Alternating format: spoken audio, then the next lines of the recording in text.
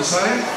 Det ser ut som Nina Gero fra Tyrving, som debutant på distansen, har tenkt å vise seg alvorlig frem her. Vi vil se om hun orker å fullføre i det tempoet.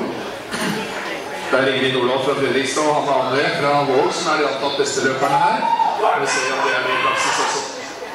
Det er de to som er lengst fremme i synsbildet.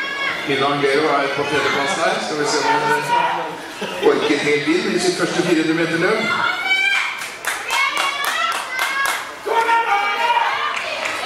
Det er Ingrid Nordholt fra Fredrikstad som gjør det her.